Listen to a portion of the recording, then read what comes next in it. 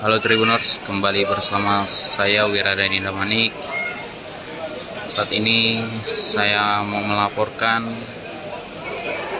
kedatangan dari Kamarudin Simanjuntak dan juga Irma Huta Barat selaku tim kuasa hukum keluarga Brigadir Yosua, yang dimana pada tepat sekira 10 menit yang lalu telah mendarat di Jambi, namun untuk saat ini belum tampak terlihat kehadiran dari Kamarudin Simanjuntak dan juga Irma Huta Barat. Nah, sementara itu dari tim kuasa hukum yang sudah duluan tiba di Jambi sudah menunggu kedatangan dari Kamarudin dan juga Irma Huta Barat.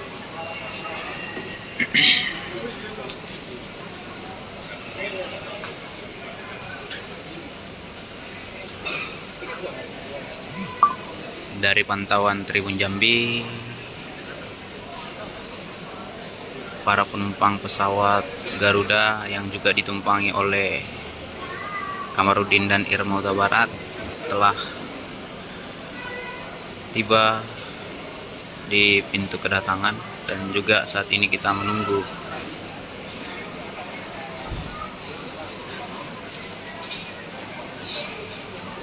kedatangan dari Kamarudin Simanjuntak dan juga Irma Huta Barat, Tribuners.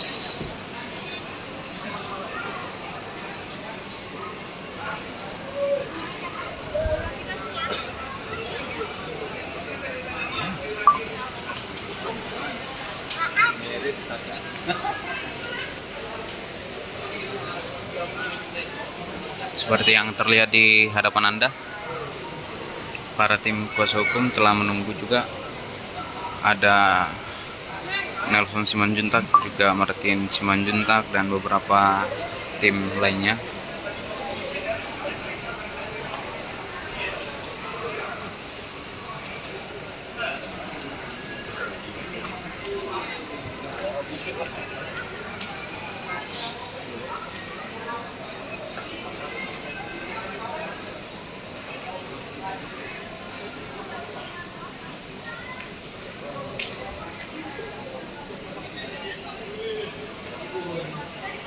Nah, berdasarkan informasi yang disampaikan oleh tim yang telah berada di bandara menunggu kedatangan Kamarudin dan Irma Huta Barat, bahwasanya kehadiran atau kedatangan Kamarudin dan Irma Huta Barat beserta tim ke Jambi salah satunya memberikan keterangan terkait pemeriksaan keluarga Brigadir Yosua beberapa hari yang lalu di Polda Jambi, yang diperiksa langsung oleh tim dari Bareskrim Polri, di mana dari tim kuasa hukum tidak ada yang mendampingi pemeriksaan tersebut.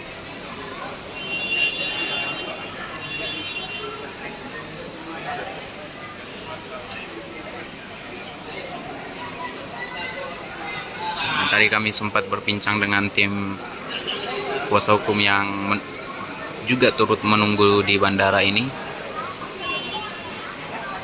bahwasanya dikatakan nantinya akan ada beberapa agenda, termasuk bertemu dengan keluarga Brigadir Yosua, dan juga nantinya Kamarudin Simanjuntak akan memberikan keterangan kepada para awak media terkait kunjungannya atau kedatangannya ke Jambi.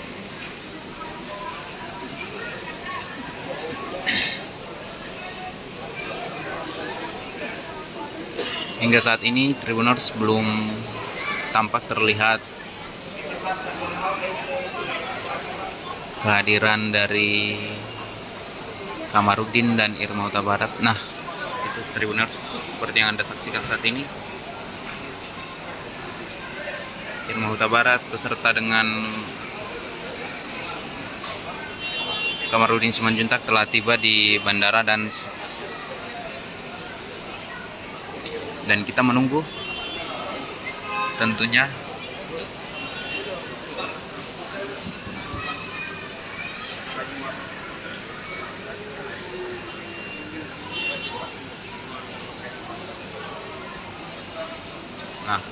sementara itu Nelson Simanjuntak menjemput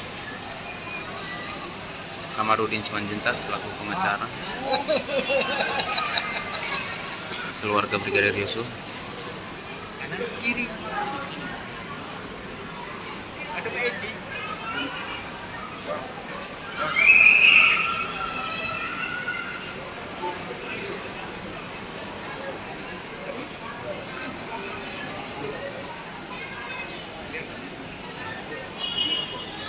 Tadi sudah terlihat jelas kehadiran dari Kamarudin Simanjuntak dan Irma Huta Barat Tribuners, dan sebentar lagi atau sesaat lagi akan menuju pintu kedatangan yang juga dinantikan oleh tim beserta para awak media.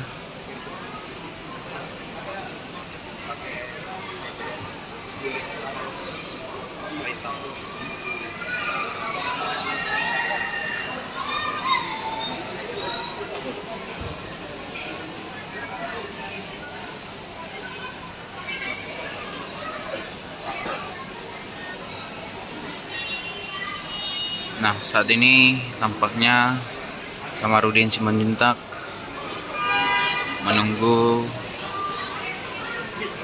bagasinya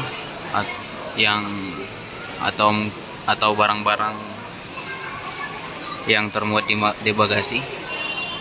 Tadi kami sempat melihat kedatangan Kamarudin dan Irma yang telah tiba di dekat pintu kedatangan bandara ini, Tribuners.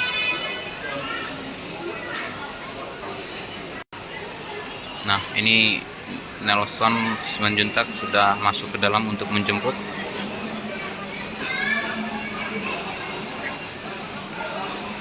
Dan sebentar lagi kita akan menantikan keterangan dari Kamarudin Simanjuntak terkait kunjungannya ke Jambi.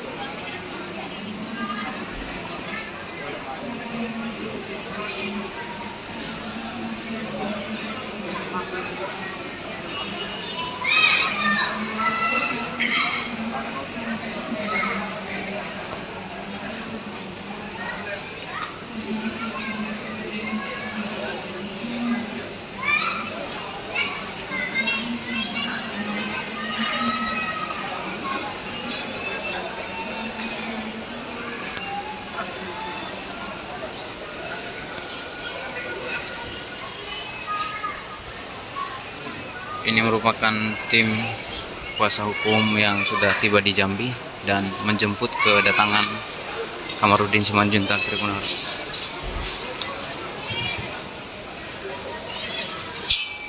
Nah, seperti yang Anda saksikan,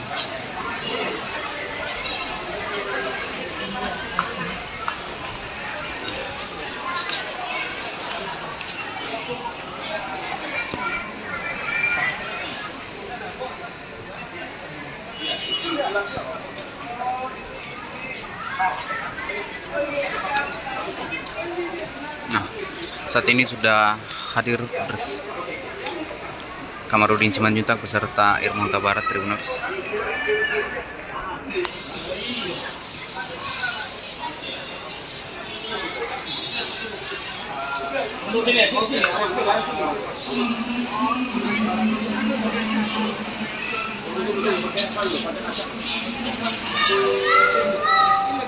Sini aja, Pak. Di sini. Bapak, kunjung kita dalam rangka apa hari ini, Pak? Bagaimana? Kunjung kita kami dalam rangka apa dan sama keluarga? Ada kegiatan. Tidak ketemu keluarga Brigadir Yosua, Pak?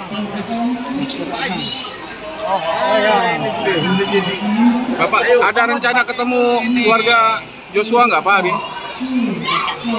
Hari ini kita gembira nih. Kan ada Jambi dikasih ini, jadi mesti dipakai dulu. Bener nggak ini? Biasanya si Haris yang masangin, gubernur. Mana gubernurnya? Ini dia lagi rapat. Tajam. Ya Bapak silakan. Dicipit kan apa enak? Oke, sip. Oke, siap. Pak, bagaimana perkembangan kasus Brigadir Joshua, Pak? Sampai dengan sekarang. Kasus Brigadir Joshua dulu, Pak. Perkembangan, Pak. Ada pertanyaan? Perkembangan penyidikan Joshua. Perkembangannya saat ini sudah ada beberapa tersangka. Berkasnya sudah pernah dikirim ke Kejaksaan Agung, tetapi masih dinilai tidak lengkap, sehingga Dikembalikan. jaksa peneliti berkas dari Kejaksaan Agung mengirimkan kembali berkasnya untuk dilengkapi dengan disertai petunjuk P19. Nah, salah satu kemarin itu yang dilakukan penyidik menguji atau memeriksakan para tersangka untuk diperiksa dengan lie detector atau penguji kejujuran atau penguji kebohongan, kan begitu. Nah, kemudian kami juga ada membuat laporan baru, yaitu laporan dengan pasal 317 KUH pidana junto 318 KUH pidana junto pasal 55 tentang penyertaan dan atau pasal 56 tentang perbantuan, yaitu terkait dengan adanya laporan Putri Chandrawati dan laporan daripada Bribtu Martin Gabe yang diduga diperintah oleh Pak Ferdi Sambo maupun oleh Kapolres Jakarta Selatan atau Kasat Polres Jakarta Selatan tentang tuduhan mereka kepada almarhum bahwa almarhum melakukan percobaan pembunuhan, yaitu pasal 38 KUH pidana junto pasal 53 KUH pidana tentang percobaan. Tetapi setelah dilakukan penyelidikan dan penyidikan ternyata tidak terbukti, tidak ada unsur pidananya atau tidak ditemukan peristiwanya. Demikian juga pengakuan daripada Ibu Putri Chandrawati yang mengaku dia dilecehkan dan atau diperkosa di Duren 3 juga tidak terbukti. Artinya tidak mungkin dia dilecehkan dan atau diperkosa di samping daripada suaminya. Dan yang benar adalah pada saat kejadian itu tanggal 8 Juli 2022, siapa namanya itu, almarhum Joshua itu adanya di luar, di dekat pos. Justru dia bisa ada di dalam itu karena dipanggil oleh Ferdi Sambo. Maka dia masuk ke dalam. Seperti yang saya katakan dulu, tidak mungkin seorang ajudan bisa masuk ke ruang utama komandannya kecuali dipanggil untuk itu. Dan ternyata benar, dia tadinya ada di luar berdasarkan rekaman CCTV, kemudian dipanggil, lalu diduga disiksa, lalu dibunuh atau ditembak. Kalau di Magelang, Pak, kalau yang di Magelang gimana, Pak? Ada didamping sama kosum sama. Bagaimana? Kalau yang di Magelang gimana, Pak? Nggak ada didamping kuasa hukum, Pak. Keluarga diperiksa di sini. Iya, nggak didampingin kuasa hukum, Pak. Penyidik kemarin itu membuat pemeriksaan bersamaan. Jadi saya sebagai pelapor diundang gelar perkara di Barreskrim Polri, tepatnya di Subdit 4, sekaligus permintaan keterangan awal. Tetapi sebagian dari penyidik itu turun ke sini melakukan pemeriksaan kepada saksi atau berita acara klarifikasi atau berita acara interview di sini. Jadi karena bersamaan waktunya, maka saya tidak bisa turun. Jadi saya melayani yang di Barreskrim, sebagian penyelidik sudah turun, diduga 2 orang ke sini memeriksa di Polda. Jadi saya pantau by phone aja. Seharusnya kan Hasilnya, Pak? Sedangkan yang lain teman-teman saya kebetulan posisi lagi ada pekerjaan di Yogyakarta. Jadi terpaksa kita pantau lewat telepon aja dan sudah koordinasi dengan penyidiknya. Tapi penyidik Jambi waktu pemilihan sini ada koordinasi sama kuasa hukum, Pak. Apakah ada yang Penyidiknya bukan dari Jambi, penyidiknya itu dari Ya, Barreskrim Polri turun ke Polda Jambi. Tapi pas dia datang pemeriksaan ada koordinasi sama kuasa hukum nggak, Pak, untuk damping? Waktu datang ke sini mereka tidak koordinasi. Jadi sudah sampai mereka di Jambi, ada informasi dari klien, oh kami juga dipanggil untuk diperiksa. Kan begitu, ya sudahlah. Jadi sama-sama jalan. Jadi jalan saya di Barreskrim, gelar perkara sekaligus diminta keterangan. Di sini pun jalan juga, yaitu meminta keterangan daripada Lek Samuel Huta Barat sama Ito Rosti apakah benar memberi kuasa atau tidak ke saya. Intinya gitu. Berarti itu Yang mirip kedua, kuasa aja ya? meminta keterangan daripada saksi Yuni dan saksi apa itu yang tantenya itu Norohani, apakah mengetahui atau tidak tentang adanya laporan atau tuduhan daripada Putri Chandrawati dan Bribtu Martin Gabe. Ternyata mereka mengetahui dan mereka juga mengetahui bahwa laporan itu sudah di SP3. Laporan itu ada dua, satu laporan model B yang dibuat oleh Putri Chandrawati, satu lagi laporan model A yang dibuat oleh penyidik. Tetapi isi daripada BAP-nya itu adalah copy paste daripada BAI daripada Paminal. Jadi penyidiknya itu tidak memintai keterangan pelapor, tetapi di copy paste keterangan yang ada di dalam Paminal. Paminal pun kita tidak tahu apakah melakukan BAP atau tidak, atau hanya berdasarkan keterangan daripada Verdi Sambo atau tidak, kita nggak tahu. Nah, laporan kita sekarang ini gimana Pak tindak lanjutnya Pak? Laporan kita sekarang ini tindak lanjutnya gimana? Laporan yang sekarang ini kan yang kedua kan lidik dan segera nanti dilakukan gelar perkara peningkatan status jadi tersangka. Saya yakin mereka akan tersangka karena laporan mereka kan sudah SP3, jadi kita melapor balik karena mereka pertama mengaku diperkosa di Duren 3, karena tidak terbukti dipindah menjadi diperkosa di di Magelang.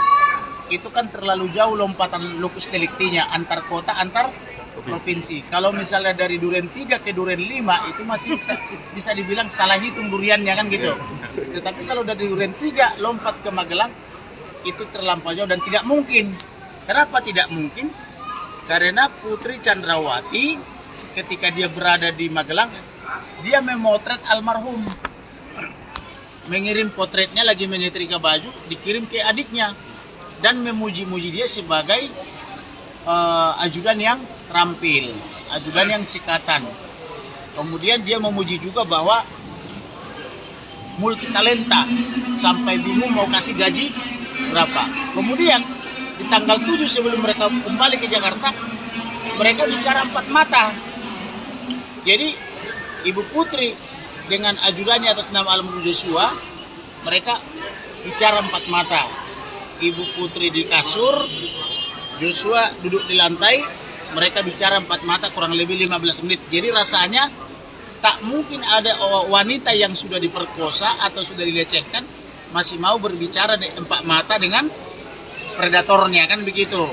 Berarti kan tidak mungkin dia diperkosa. Kemudian siapa namanya, Brigadir Joshua itu masih mengawal Bu Putri dari Magelang sampai Jakarta. Istri tukang becak pun tidak mau dia dikawal kalau sudah diperkosa, kan begitu. Jadi artinya Verdi Sambo ini mengada-ada. Jadi tugas penyidik adalah mencari tahu motif lain. Apa sih motifnya? Apakah betul misalnya gara-gara Joshua diduga memberitahu ada wanita lain? Apakah misalnya betul gara-gara Bu Putri Chandrawati berkelahi atau bertengkar dengan suaminya, lalu Bu Putri mengancam suaminya akan dilaporkan ke atas atau ke atas saja terkait bisnis-bisnis gelapnya, kan begitu. Pak, terkait dengan belum ditahannya Ibu PC hingga hari ini, apa kesimpulannya Pak? Sementara Ibu sudah Putri disurat. itu harusnya ditahan, tetapi mereka menggunakan alasan kemanusiaan. Ya memang tersangka Putri itu manusia, bukan hewan, kan begitu. Jadi kalau dipakai alasan kemanusiaan, semua juga tersangka terdakwa itu manusia. Bahkan wanita-wanita lain yang sedang hamil, yang baru melahirkan, yang masih punya bayi juga ditahan. Kenapa buat yang lain tidak berlaku alasan kemanusiaan? Maka hukum itu harus berlaku umum. Salah satu sifatnya begitu. Kalau Putri misalnya mendapatkan diskresi tidak ditahan karena alasan kemanusiaan, maka para wanita lain atau ibu-ibu yang lain yang masih mempunyai anak di bawah 5 tahun, mulai dari Sabang sampai Merauke, dari Pulau Miangas sampai Rote, harus juga mendapatkan perlakuan yang sama. Tetapi mengapa banyak wanita yang hamil tua sampai melahirkan di rutan atau di penjara? Mengapa alasan kemanusiaan tidak berlaku untuk mereka? Padahal terkadang perbuatannya cuma perbuatan yang tidak terlampau berat, misalnya bukan pembunuhan, misalnya hanya pencurian karena kelaparan, atau mengambil ranting pohon dari kehutanan misalnya, atau inhutani misalnya atau mencuri singkong, itu ditahan polisi loh. Oh ini membunuh, pembunuhan terencana.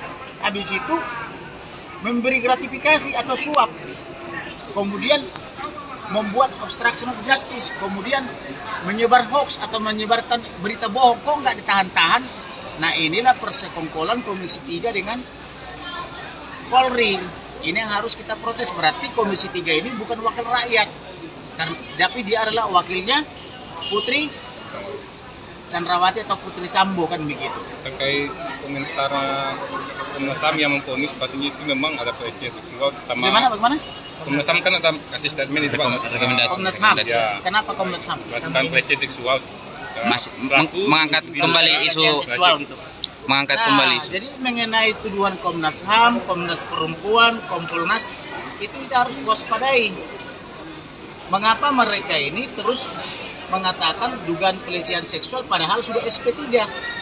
Kan laporan mengenai pelecehan seksual itu kan tidak terbukti atau tidak ditemukan buktinya, atau tidak terjadi menurut Dirtipidum Barreskrim Polri maupun oleh Kabarreskrim Polri.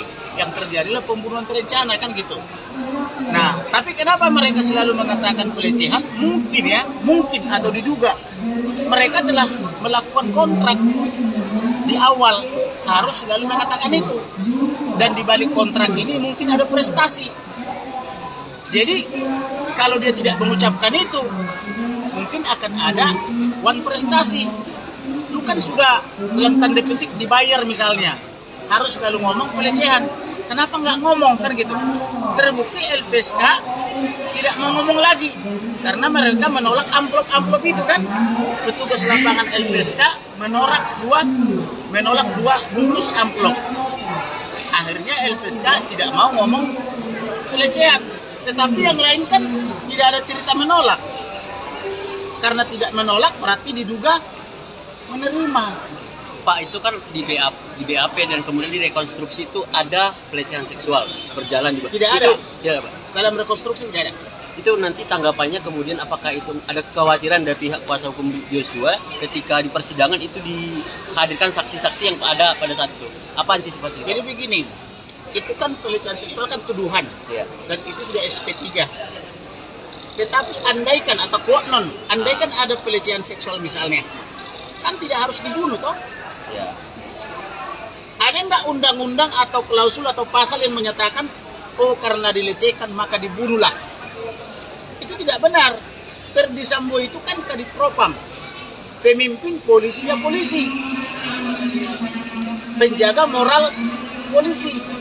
Maka kalau ada terjadi dugaan seperti itu harusnya buat laporan polisi, tangkap, adili.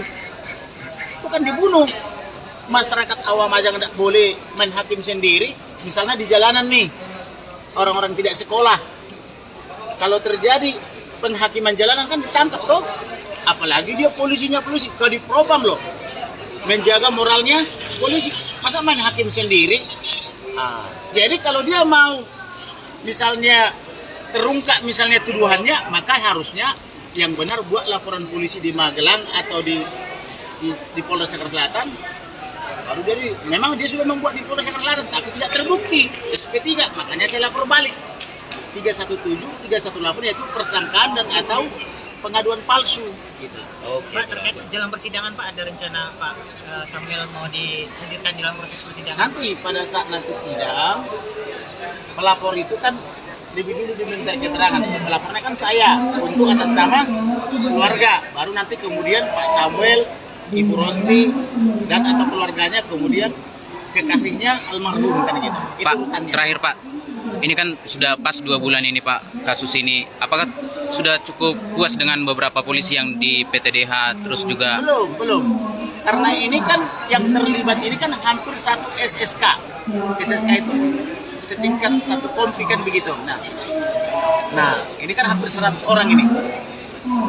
Yang menjadi tersangka ini kan baru pertama 5. Kemudian tersangka obstruction of justice kan kalau nggak salah 7. Harusnya lebih banyak lagi. Dan menurut informasi yang saya dengar itu ada sekitar 35-36 orang. Gitu loh. Karena kenapa? Ini kan kejahatan yang dilakukan oleh aparat penegak hukum. maka harusnya mereka juga dijerat dengan pasal 221, 223 sama pasal 88. Pasal 88 itu permufakatan jahat. Kemudian pasal 14 ayat 1 Undang-Undang Nomor 1 Tahun 46 tentang peraturan hukum pidana, yaitu menyebar hoax atau menyebar informasi bohong kan gitu. Juga melanggar Undang-Undang ITE. Oke. Berarti minta diusut semua Bang, ya? Harus diusut dong. Bang, mungkin terakhir Supaya Bang, ada terkait kepastian hukum dari berita RR mengajukan JC gimana Bang? Bagaimana? Berita RR mengajukan JC gimana menurut Bang? Pendapat Bang? Boleh-boleh saja kalau misalnya dia mau jujur dan berterus terang, itu kan nanti jadi hal yang meringankan buat dia.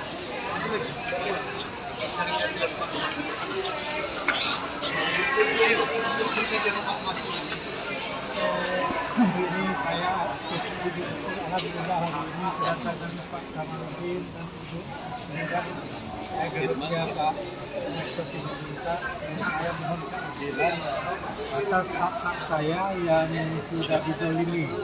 Kami sudah memenangkan di Pengadilan Negeri Jambi dalam perkara nomor 51 tahun 2013, kemudian 2017 kami memenangkan perkara 183 di Pengadilan Negeri Jambi. Kebetulan waktu itu di kuasa hukumnya Pak Yusri Iza Mahendra.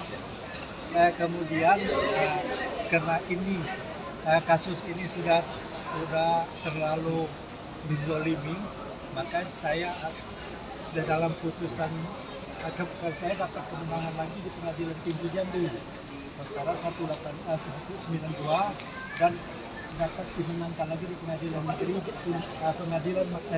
Mahkamah Agung dalam perkara nomor 281. Jadi sekarang kami dizolimi lagi, dikalahkan lagi, makanya kami minta kebenaran ini diungkap. Bapak kita, Pak Kamarudin Simanjuntak, CS, Pak Nelson CS, membantu saya. Total berapa yang di luas? Total 7.000 hektar. 7.000 hektar. Itu terletak di mana? Terletak di desa Danau Lamo, Sikumbung, Kabupaten Muara Jambi, berbatasan dengan Kabupaten Anjar Timur. 7.000 hektar. 7.000 itu berupa apa? Lahan itu atau lahan rencana perkebunan kelapa sawit. Kemudian datanglah WKS melakukan penyerobotan di situ. Jadi itulah yang kami mohon Pak Kamarudin dapat mengungkap kebenaran ini dan mempertahankan kemenangan yang sudah kami lakukan. Sudah demikian. Terima kasih. Atas membantu kita. Terima kasih ya.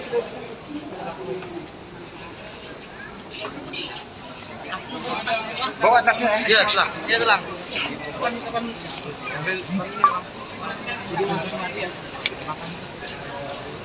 Ketemunya di mana? Bu Irma ketemunya? Ketemu keluarga? Di rumah keluarga Huta Barat. Oh gitu, siap. Iya, Di kota Jambi. Iya, di kotanya. Agendanya update ya. Oh, yang pertama pasca pemeriksaan kemarin. Betul, kan habis periksa kemarin. Yang waktunya dibikin berbarengan. Itu dengan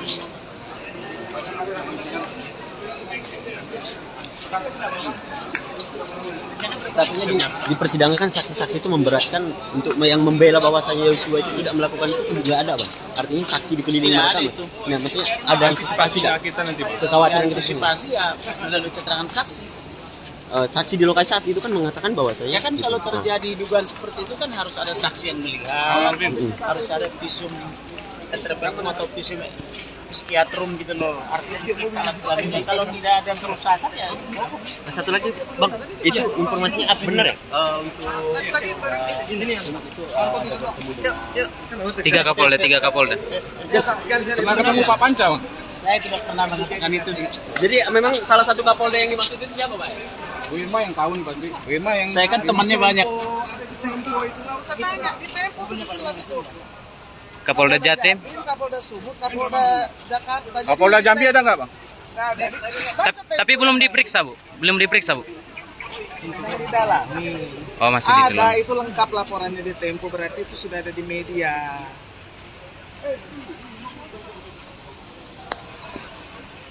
Mana sih? Demikian Tribuners, laporan terkini terkait kedatangan pengacara keluarga Brigadir Yosua yakni Kamarudin Simanjuntak dan Irma Huta Barat beserta tim.